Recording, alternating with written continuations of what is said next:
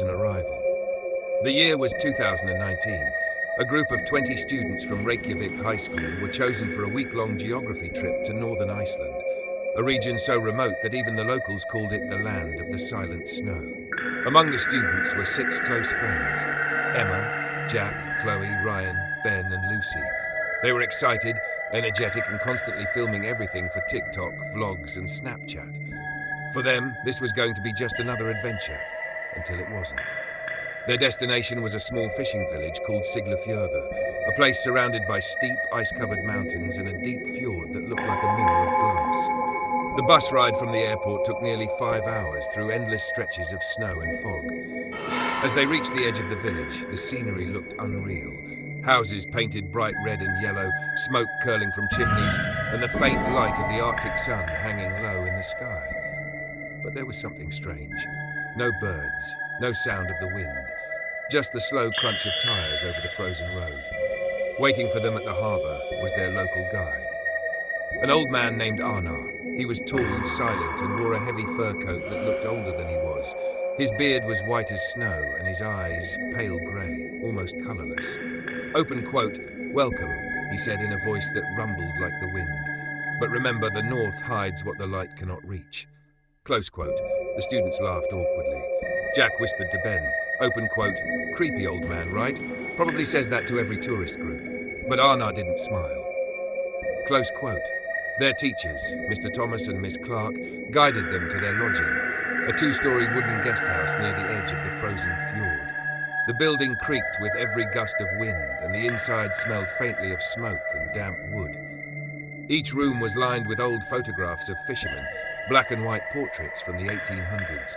Every single face looked eerily serious, their eyes cold and lifeless. That night after dinner, the students unpacked and gathered around the fireplace. Outside, the snow was falling quietly, thick and heavy. Emma stared out the window at the endless white. Open quote, "It's beautiful," she whispered. Chloe smiled. "Beautiful and creepy." Close quote. When the others went to bed, Emma stayed up late scrolling through her phone. Around 1:17 a.m., she heard a sound. 3 soft knocks coming from above. She froze. Another knock, then silence. She thought maybe someone was upstairs. But the guest house didn't have an upper floor, only an attic. Curiosity got the better of her. She grabbed her phone, turned on the flashlight, and climbed the narrow wooden ladder that led to the attic door. The air grew colder as she reached the top. Her breath fogged in front of her. The attic was empty, except for a single object lying near the far wall, a pair of small children's boots covered in frost. Emma frowned. They looked ancient, cracked leather, stiff from the cold. She stepped closer, her flashlight flickering for a moment, and then she heard it, a faint whisper, almost like a child's giggle, echoing from behind her. She turned quickly. No one was there. She rushed back down, heart pounding, trying to convince herself it was just her imagination. When she returned to her room, Jack was half asleep. Open quote, "Where were you?" he mumbled. "Nowhere," she replied, trying to sound calm. Close quote. She plugged in her phone charger and lay down. But when she glanced at her phone screen, she saw something that made her blood run cold. Her phone had a new video recorded just 10 minutes ago. The thumbnail showed her own bed. Confused, she pressed play. The video showed her, sleeping. The camera was perfectly still, filming from the corner of the room, as if someone had been standing there watching her. The timestamp said 1:12 a.m. Exactly 5 minutes before she went upstairs. Emma stared at the screen in horror. Who had filmed her? Everyone was asleep, and she'd locked the door. She deleted the video instantly and turned off the phone. But all night she couldn't sleep.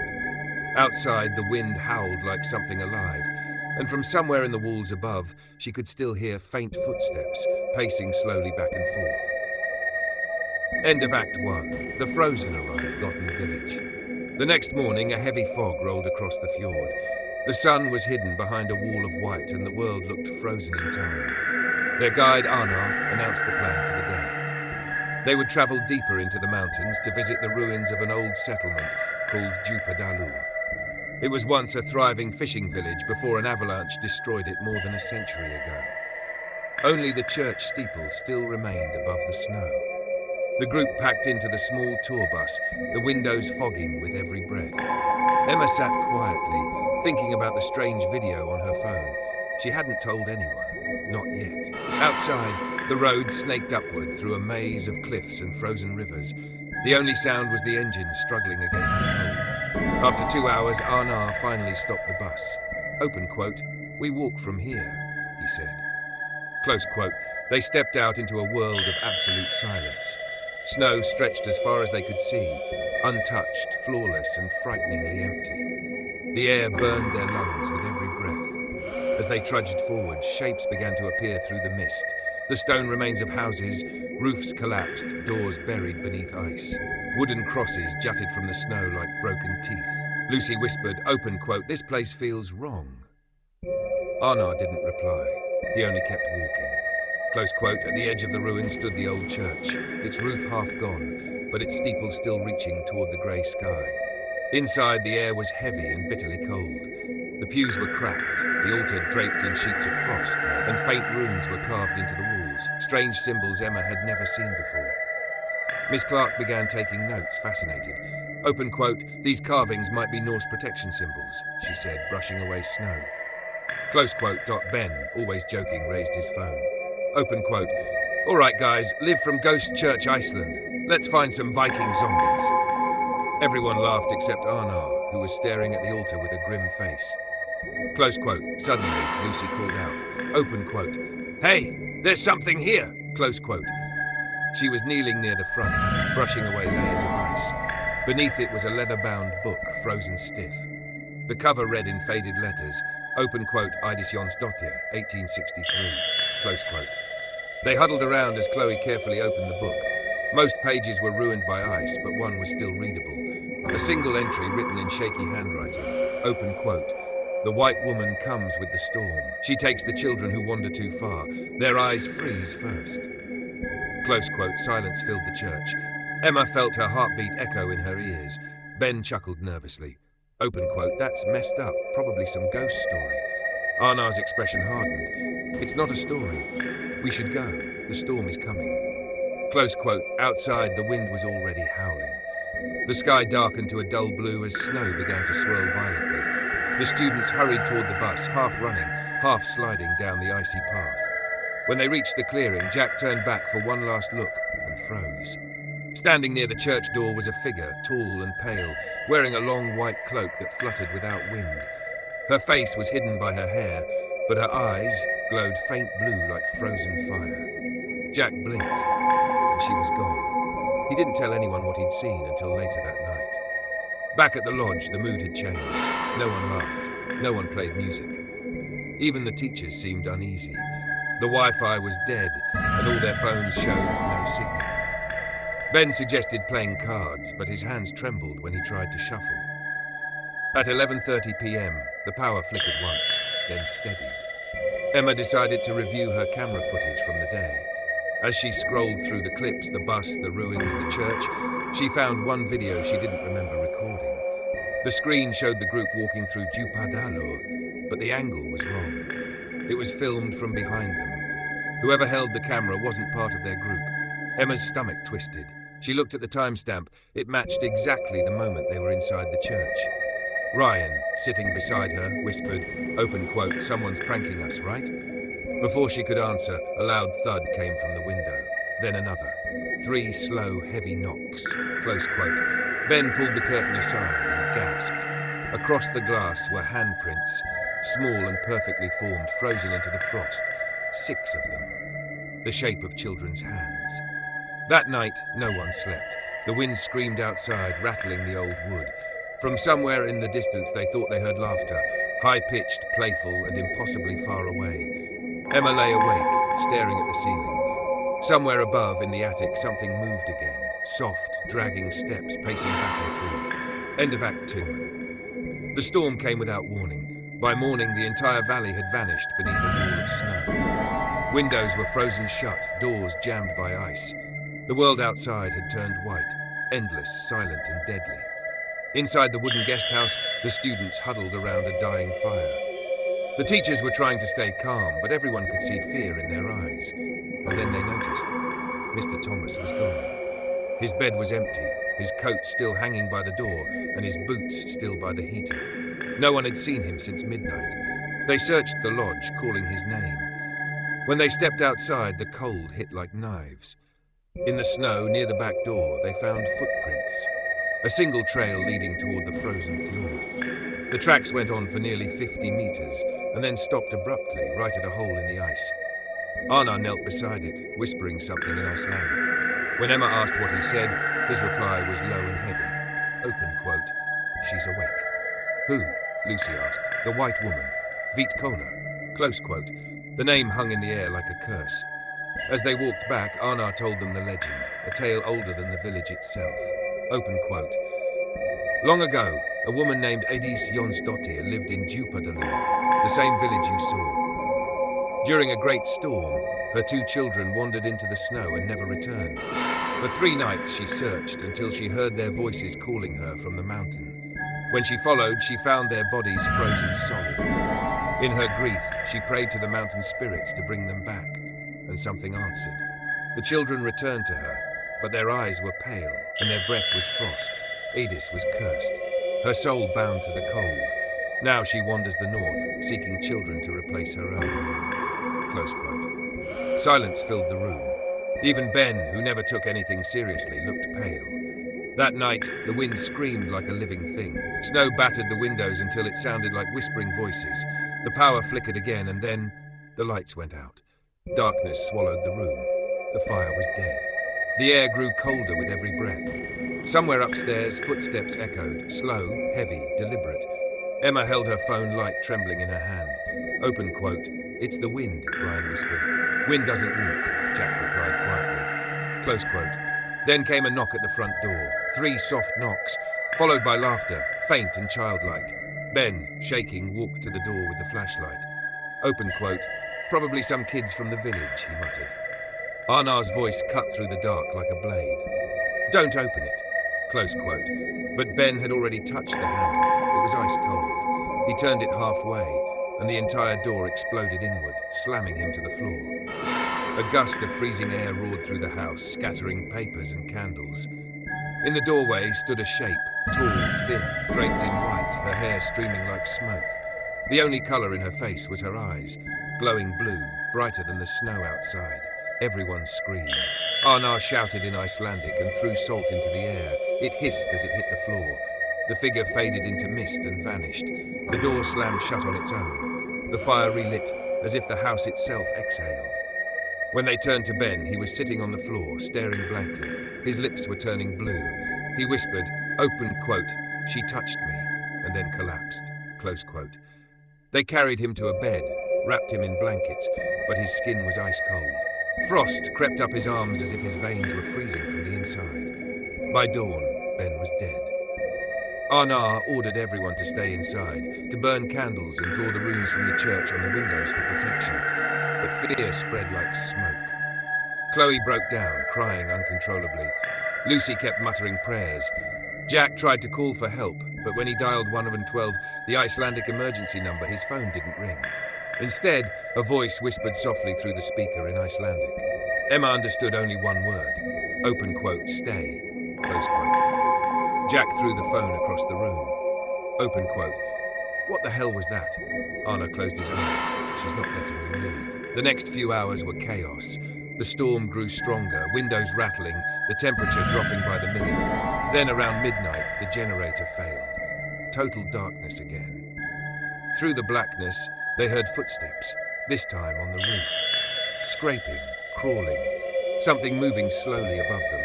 Ryan grabbed a flashlight and shone it toward the ceiling. Dust fell from the beams. Then came a sharp metallic clang from the kitchen. They rushed in and saw the back door wide open. Snow blowing in. Footprints, small, child-sized, led from the door to the stairs. Emma turned toward the steps. At the top of the staircase stood a little boy, maybe 8 years old, wearing a torn wool coat. His skin was pale, his eyes glowing blue. He smiled, and then he whispered in a soft voice that echoed through the house. Open quote, "We're cold." Close quote. The flashlight flickered and went out. Screams, footsteps, doors slamming. When the lights returned moments later, Chloe and Ryan were gone. Only their footprints remained leading out into the storm. By dawn, Only 4 people were left: Emmak, Lucy, and Arnar. The white woman's laughter still echoed across the fjord, carried by the wind, and Emma finally understood. This wasn't a haunting, it was a claiming. The frost had chosen them. The storm had finally passed.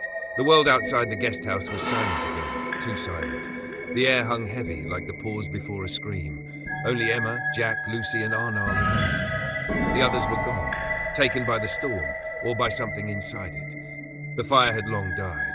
Frost covered the walls like veins. Even their breath froze in the air before vanishing. Arnar stood by the window, his face pale and unreadable. Open quote, "She won't stop," he murmured. "Not until she takes you, Lucas," close quote. Emma turned to him. Open quote, "Who is she really? Tell us the truth," close quote. He hesitated, then whispered, open quote, "ai1982, the woman from the diary. I am her blood, her descendant. My family swore to watch these lands, to keep travelers away, but I failed," close quote. His eyes were full of sorrow. Open quote, "She calls the lost. Once you hear her children's laughter, you belong to her," close quote. Lucy began to cry quietly. Open quote, "Then how do we stop her?" Arnar looked at the frost forming on the glass and said nothing, close quote. By midday they decided to escape on foot. The sky was a flat grey, the snow knee-deep. The bus was buried beneath ice, useless. Arnar led them down the narrow valley trail, his old compass shaking in his hand. No one spoke. Every sound, the crunch of boots, the whisper of wind, felt watched. Hours passed. The fog thickened again, swallowing the world. Then Jack froze. Open quote, "Wait, do you hear that?" Close quote. It was faint at first. The sound of children singing, a lullaby, sad, carried by the wind. The lyrics were Icelandic, but Emma somehow understood the meaning. Open quote, "The snow will take the pain away. The frost will keep you safe." Close quote. The song came closer, louder. Suddenly, from behind the fog, shapes appeared. 6 small figures, pale and barefoot, walking toward them. Their eyes glowed faintly blue, just like the ones outside the lodge. Emma screamed. Arnar shouted an ancient prayer and threw salt into the snow. The figures stopped, then melted into mist, disappearing completely. They ran, but as they reached the edge of the frozen lake, Arnar stopped abruptly. His compass needles spun wildly. Open quote, "She's here," he whispered. Close quote, the air grew colder, the light dimmed. Snowflakes began falling upward as if gravity had reversed. The ice beneath their feet began to crack. Slow, deep sounds like something breathing below. Emma looked down. Beneath the ice she saw faces, dozens of them, pale and still, eyes open wide. The faces of the missing. Ben, Chloe, Ryan, even Mr. Thomas, frozen beneath the surface. Lucy screamed and stumbled backward, but the ice split open beneath her. She fell through with a splash, then silence. The crack sealed shut, erasing her completely. Jack grabbed Emma's hand. Open quote, "Run," close quote. They turned, but Arnar wasn't moving. He stood facing the frozen lake, his arms open wide. His breath came out in misty words. Open quote, "Take me, not them," close quote. The wind howled louder. A figure rose from the mist over the ice, the white woman. Her cloak floated like smoke, her hair drifting weightless in the freezing air. Her face was neither young nor old, but deathly beautiful. Her eyes burned with blue fire. Open quote, "Your line is broken," she whispered to Arnar. "The frost remembers none." Close quote. She touched his chest. He froze instantly, his body turning to solid ice, his eyes still open in eternal terror. Emma and Jack ran. The storm returned in a heartbeat, snow swirling, wind screaming, the ground shifting beneath them. They reached the base of the mountain where they saw a light, faint, orange, human. A rescue team. Emma collapsed, her body trembling violently, her skin pale as ash. Jack tried to shout for help, but before he could reach them, a massive gust of wind swept across the path. When Emma looked back, Jack was gone. Only his footprints remained, leading back into the storm. 2 days later, rescuers found Emma half buried in the snow, delirious and frostbitten. She was taken to a hospital in Reykjavik, unable to speak for days. When she finally did, her first words were, open quote, "Don't let the children in," close quote. The Icelandic police investigated the site. They found the guest house abandoned, its walls covered in strange rune carvings. Near the frozen fjord, they discovered 6 human-shaped holes in the ice, perfectly outlined, as if the bodies beneath had simply risen and vanished. There was no sign of Arnar, no trace of Jack, Lucy, or the others. Only Emma survived. Weeks later, Emma was flown back to England. Her story spread online. Skeptics called it hysteria, but one clip proved otherwise. It was found on her camera, uploaded accidentally to her YouTube account before her return. The footage showed the trip: laughter, snow, the ruins, the church. And then, at the very end, for just a few seconds, a white face appeared close to the lens, whispering in Icelandic, open quote, "The frost remembers all." Close quote. The video was deleted within an hour. Emma disappeared 2 days later.